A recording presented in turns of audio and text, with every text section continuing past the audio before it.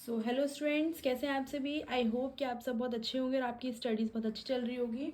सभी बच्चे अच्छे से पढ़ाई कर रहे होंगे मन लगाकर। आज हम इस चैप्टर को इस टॉपिक के साथ फिनिश कर देंगे और उसके बाद हम मानव जनन वाले चैप्टर को शुरू करेंगे। चलते हैं, इसी के साथ स्टार्ट करते हैं। असंग जनन एवं बहुभ्रूणता। यद्यपि सामान्य तौर पर बीज निषेचन के परिणाम हैं, कुछ एक पुष्पी पादपों जैसे कि एस्ट्रेशिया और घासों ने बिना निषेचन के ही बीज पैदा करने की प्रक्रिया विकसित कर ली है, जिसे असंग जनन कहते हैं। बिना निषेचन के पैदा हुए फल को क्या कहते हैं? इस प्रकार से असंग जनन अलिंगीय प्रजनन है जो लैंगिक जनन का अनुहारक है। अनुहारक का मतलब आप समझ सकते हैं, नकल करने वाला। असंगजन्य बीजों के विकास के सैकड़ों तरीके हैं। कुछ प्रजातियों में द्विगुणित अंड कोशिका का निर्माण बिना अर्धसूत्री विभाजन के होता है, जो बिना निषेचन के ही भ्रूण में विकसित हो जाता है। प्रायः कई अवसरों पर, जैसा कि बहुत सारे नींबू वन, सिट्रस तथा आम की किस्मों में, भ्रूणकोश पुटी के आसपास की कुछ बीजांड कायिक कोशिकाएं विभाजित होने लगती हैं और भ्रूणकोश में प्रोद्बधि होती है, प्रोट्रूड होता है तथा भ्रूण के रूप में विकसित हो जाती है। इस प्रकार की प्रजातियों में प्रत्येक बीजांड में अनेक भ्रूण होते हैं। एक बीज में एक से अधिक भ्रूण की उपस्थिति को बहुभ्रूणता कहते हैं। बच्चों, कभी कभी ऐसा होता है कि हिंदी माध्यम के जो बच्चे हैं, उनमें जो हिंदी की एनसीईआरटीज़ होती हैं उसके जो टर्म्स हैं कभी कभी बहुत टफ होते हैं, तो उसकी वजह से हमें वो टॉपिक समझ में नहीं आ पाता है। अगर आपको लगता है कि आपको कोई टॉपिक समझ में नहीं आया और मुझे उसको समझाना चाहिए, तो आप प्लीज़ कमेंट कीजिए इस वीडियो में कि अगर आपको कोई टॉपिक नहीं समझ में आ रहा, किसी पर्टिकुलर टर्म को लेके, शब्द को लेके बहुत टफ शब्द समझ में नहीं आ पा रहा है, तो आप मुझे कमेंट कीजिए कि आप इस टॉपिक पर वीडियो बनाएं। ठीक है, तो मैं आपके लिए उस टॉपिक पर वीडियो बना लूँगी जो आपको नहीं समझ में आएगा। संतरे के कुछ बीजों को लें और उन्हें मरोड़ें तथा प्रत्येक बीज के भिन्न भिन्न आकार एवं आकृति के तमाम भ्रूणों का अवलोकन करें। प्रत्येक बीज के भ्रूणों की गणना करें। असंगजनन भ्रूणों की अनुवांशिक प्रकृति क्या होगी? क्या उन्हें क्लोन, एक पूर्वजक कहा जा सकता है? बहुत से हमारे खाद्य एवं शाक फसलों की संकर किस्मों को उगाया गया है। संकर किस्मों की खेती से उत्पादकता को विस्मयकारी ढंग से बढ़ा दिया है। संकर बीजों की एक समस्या यह है कि उन्हें हर साल पैदा किया जाना चाहिए। यदि संकर किस्म का संग्रहित बीज को बुआई करके प्राप्त किया गया है तो इसकी पादप संतति पृथक्कृत होगी और वह संकर बीज की विशिष्टता को यथावत नहीं रख पाएगा। यदि यह संकर बीज असंग जनन से तैयार की जाती है तो संकर संतति में कोई पृथक्करण की विशेषताएं नहीं होंगी। इसके बाद किसान प्रतिवर्ष फसल दर फसल संकर बीजों का उपयोग जारी रख सकते हैं और उसे प्रतिवर्ष संकर बीजों को खरीदने की जरूरत नहीं पड़ेगी। संकर बीज उद्योग में असंग जनन की महत्ता के कारण दुनिया भर में विभिन्न प्रयोगशालाओं में असंग जनन की आनुवांशिकता को समझने के लिए शोध और संकर किस्मों में असंग जनित जीन्स को स्थानांतरित करने पर अध्ययन चल रहे हैं। तो इसी के साथ ही हमारा चैप्टर ख़त्म होने वाला है। हम देखते हैं अब सारांश। पुष्प आवृत बीजियों में लैंगिक जनन के आधार हैं।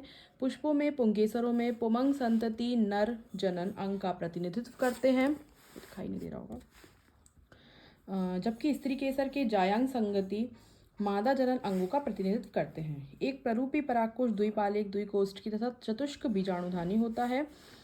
परागकण लघु बीजाणुधानी के अंदर विकसित होते हैं। 4 भित्ति परतें अंतस्त्वचा, अंतस्थिशियम, मध्य परत सतह और टैपिटम लघु बीजाणुधानी का आवृत किए होती हैं। बीजाणुजन ऊतक की कोशिकाएं लघु बीजाणुधानी के केंद्र में अवस्थित अर्धसूत्री विभाजन से गुजरते हुए लघु बीजाणुओं की रचना करती हैं। प्रत्येक लघु बीजाणु व्यष्टि रूप में परागकण के रूप में विकसित होता है। परागकण नर युग्मक जनन पीढ़ी जनन का प्रतिनिधित्व करते हैं। परागकणों में 2 सतही भित्ति होती है जो बाहर बाह्यचोल और अंदर की ओर अंतरचोल कहलाती है। बाह्यचोल स्पोरोपोलिन का बना होता है और जनन छिद्र युक्त होता है। परागकण में अवनमन के समय 2 कोशिकाएं, कायिक कोशिका, जनन कोशिका या 3 कोशिकाएं, एक कायिक कोशिका और 2 नर युग्मक हो सकती हैं। स्त्री केसर में 3 अंग होते हैं, वर्तिकाग्र, वर्तिकल तथा अंडाशय। अंडाशय में बीजांड उपस्थित होते हैं। बीजांड में एक डंठल होता है जिसे कीपी का फंकल कहते हैं और 2 संरक्षात्मक अध्यावरण तथा एक द्वार जिसे बीजांड द्वार कहते हैं होता है। बीजांड काय में स्थित केंद्रीय ऊतक है जहाँ प्रपसूतक विभाजित होता है। प्रकसूतक का मतलब होता है आर्किस्पोरियम। आर्किस्पोरियम क्या होता है? सेल का ऐसा ग्रुप जिससे बीजाणु मात्र कोशिका विकसित होती है उसको हम बोलते हैं प्रपसूतक।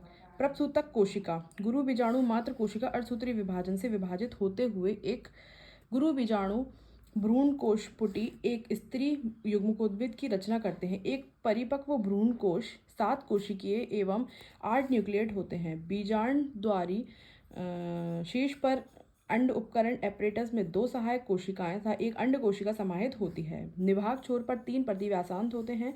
केंद्र में 2 ध्रुवीय न्यूक्लियाई केंद्रकी के साथ एक बृहद केंद्रीय कोशिका होती है। ये सब हम देख चुके हैं पीछे चैप्टर में।